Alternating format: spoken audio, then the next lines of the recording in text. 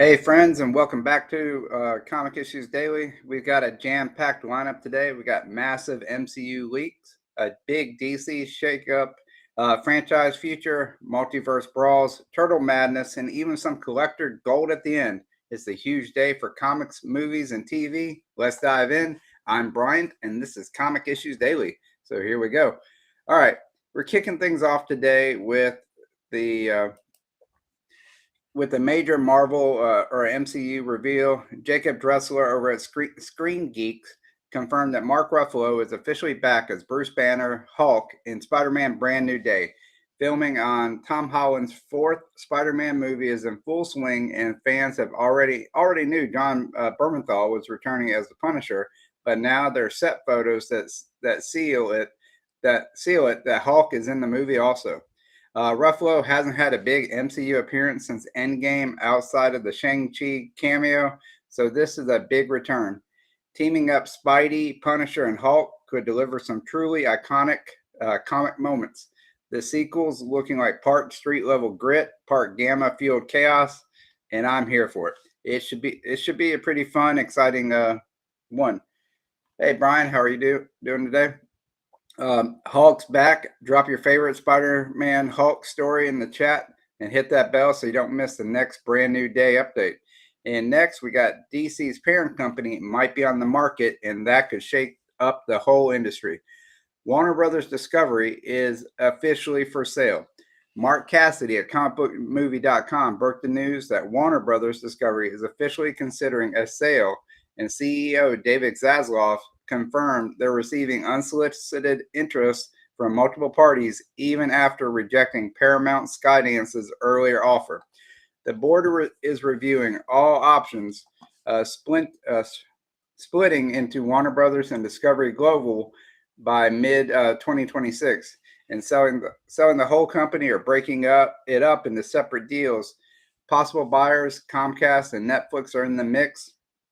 So what does this mean for DC Studios and James Gunn? The report says Gunn's contract is solid and his projects will continue regardless of any merger or buyout. Still, that Netflix name has Snyder fans buzzing. For now, Warner Brothers Discovery says there won't be any updates until something's finalized. If Warner Brothers Discovery really does sell, who do you think should take over? Drop your pick below and smash that like button. And then James Gunn's got some other news out there for us to look at. And he's already explaining why Darkseid is not the DCU's top dog just yet. According to comic book movies, Josh Wilden, James Gunn told New Rockstars that Darkseid won't be the main villain for Chapter 1's Gods and Monsters. The reason's twofold. First, Zack Snyder's already delivered his take on Darkseid in Justice League. And second, the villain looks too much like Thanos, which could make audiences think that DC is copying Marvel. Gunn still loves the New Gods, confirming they'll appear in the upcoming Mr. Miracle animated series, but the prison dimension salvation from Peacemaker isn't tied to Darkseid right now. He wants fresh threats to set the DCU apart. Do you agree with Gunn skipping Darkseid, or should he have led Chapter 1? Hit like and tell me who do you cast as the DCU big bad. Personally, I think it is better to build. I mean, Darkseid is the ultimate villain in DC comics. So like he's the King Omega and all that. So yeah, I believe you should build up to him. I mean, some anticipation. Make him be the background big bad person like Thanos was in the Marvel universe. It really could help set things up for the future. So also, I have no idea who should cast him. I mean, it's going to take a lot of CGI and stuff like that. So it pretty much is open for anybody to play him. And then next, staying in the DCU, fans are split about the Peacemaker finale. And CBR's Brian Corin tackled the big question: was the Peacemaker season 2 finale a cliffhanger or a complete ending? He says it's an absolute he says it absolutely a full story. The finale, where Christopher Smith becomes the first prisoner of salvation, may have the lowest IMDb rating, um, but Corn insists it wraps everything up cleanly. More Angel season 5 than to be continued. It wraps things up more clearly than Angel season 5 than to be continued. Season 2 saw Chris confronting trauma, killing his brother and Rick Flag Jr., and even escaping into an alternate universe ruled by Nazis. But he united the 11th Street Kids, forming Checkmate before Rick Flag Sr. captured him to avenge his son. Corwin says it's a downbeat but complete ending. Was that a true ending or a cliffhanger in disguise? Tell me in the chat, and if you think it's nailing the landing, hit the subscribe button right now. Me personally, I think I've heard that this is the ending of Peacemaker in general. There was not supposed to be another season of Peacemaker, but might pick up in Waller, or maybe it might be a new series coming out called Checkmate. Nothing's confirmed about Checkmate as a new series, but I think it might be good. Good morning, Izzy. How are you doing today? It might be a good continuation point for that. Then we got some information about The Boys, season 5, and CBR's John Dodge reports that Eric Kripke has big plans for The Boys universe, even after season 5 ends the main story. Gen V season 3 is planned, but Kripke says fans need to stream season 2 now to make it happen. Same deal for Vault Rising. Its future depends on the numbers. He describes the post-season 5 world as a Wild West where anything goes, and he wants the Gen V characters right in the middle of it. Sadly, The Boys' present Diabolical won't get a season 2, but The Boys Mexico and Vault Rising are still full stream ahead. The Boys season 5 is expected in 2026. And if you want more Boys spinoffs, share the stream and tell your friends to binge Gen V and Vault Rising. And next, time to jump into comics. The future meets the past with Batman Static Beyond. All right. This is from Josh Wilding, a comic book movie. And he gave us a first look at the Batman Static Beyond #1, dropping November 12th. This is under the Elseworld banner from DC. Writer Evan Narcissus and artist Nicholas Draper Ivy team up Terry McGinnis and Virgil Hawkins for a 6-issue limited series. Neo Gotham tech is on the rise as Virgil launches the Q-Wave energy grid to link Earth with the cooperative. But everything's going haywire after a mysterious villain triggers a global blackout. Terry's still juggling high school life with Virgil, now a Justice Leaguer, and the story explores how they adapt when all the tech advantages vanish. If you grew up watching Static Shock and Batman Beyond, hit that bell and tell me your favorite Static moment. And then we got another multiversal collision, Batman fighting himself across Gotham. Okay, this one should be pretty interesting. DC's K.O. Nightfall, Batman's multiversal tournament. David Brooks at AIPT revealed that DC K.O. Nightfall #1 throws Batman into a brutal multiversal tournament written by Joshua Williamson with art by Dan Mora. It's a tie-in to DC's DC K.O. event, hitting shelves November 5th. Instead of the main bracket, Bruce gets trapped in a twisted gauntlet created by the Heart of Apocalypse, where each round happens in a Gotham shaped by one of his proteges, Dick, Jason, Tim, and Damian. Williamson says the battles are emotionally charged and packed with fight comic goodness, while Mora is free to go wild, designing new worlds and costumes. Each issue promises a massive moment, balancing heavy action with psychological warfare. Who wins the deadliest Gotham? Tell me which protege gives Bruce the biggest fight. And over in the Marvel Universe, Daredevil is taking his talents to the cosmos. AIPT's David Brooks also dropped an exclusive on Ultimate Universe 2 years in, #1 by Dennis Camp, where the new Ultimate Daredevil takes flight. Literally, the one-shot features art by 5 creators, with Javier Peludo drawing Daredevil sequence, showing Matt Murdock as a cosmic recruit for the Guardians of the Galaxy. That is a very interesting take. Camp said he and Alex are over the moon with Peludo's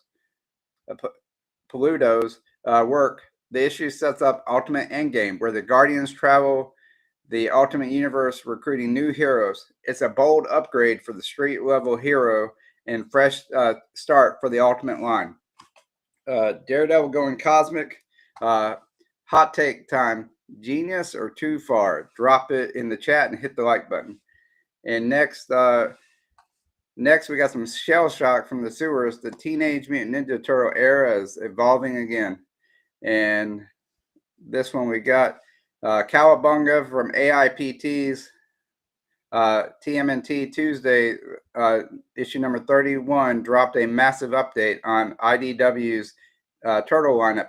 Jason Aaron and Juan Ferreira finished their acclaimed run with Teenage Mutant Ninja Turtle 12, paving the way for Gene Luen Yang and Freddie E. Williams to take it over with Teenage Mutant Ninja Turtles 13 already hitting 100,000 pre-orders, and Teenage Mutant Ninja Turtles 14, which will be released January 14th of 2026, pissed the Turtles against Ujami, Shredder in issue number 5, Udami, and then Shredder issue number 5 releases on January 21st, revealing his Dark Resurrection. Tales number 3 ties into the TV series, and Teenage Mutant Ninja Turtles versus Godzilla number 3 sends the heroes to Japan for an all-out kaiju showdown with giant Bebop and Rocksteady, and then add Casey Jones number 4, and Saturday Morning Adventures 33, and Journey number 5, and its wall-to-wall turtle power. Excuse me. Who wins, Turtles or Godzilla? Hit share, drop your bets, and let's talk Turtle Mania. And before we wrap up, let's check in with today's collector's market, because we got some classic books that are shaking things up, and it's time for our Cover Price Daily Shakers report. All right, collectors, it's money talk time, and Cover Price Daily Shakers are back, and some of these recent sales are absolutely jaw-dropping. First up, Amazing Spider-Man Amazing Spider-Man issue number 300 from 1988 by Todd McFarlane, newsstand copy, in a graded CGC 9.8, sold for $7,200. And then we got the King of the Bronze Age, Beast, Incredible Hulk issue number 181, first appearance of Wolverine, first full appearance, in a CGC 9.2, pulled in $6,953. And from there we go way back to Journey into Mystery number 83 from 1962, the first appearance of Thor, and the CGC 4.0 came home at $6,650. And the romance markets even got spicy with Teenage Romance number 43 from 1955 by Matt Baker in a graded 5.0, sold for $6,250. And rounding it out, we got Invincible number 1 from 2003 and it came in at $5,800 in a CGC 9.8. If you got any of these in your collection, drop it in the chat or tell me which one you'd go after if the money was no object, or if you won the Powerball or the Mega Millions. There might be some simple ways to show us that you won. Also, I want to remind everybody that this is October. It's Comics Curing Cancer Month. And this coming weekend, just around the corner, October 24th through the 26th, is the Comics Curing Cancer online or virtual auction weekend. Going to be across multiple YouTube channel live streams. It's going to be all weekend long. And I have the schedule for y'all to watch right here.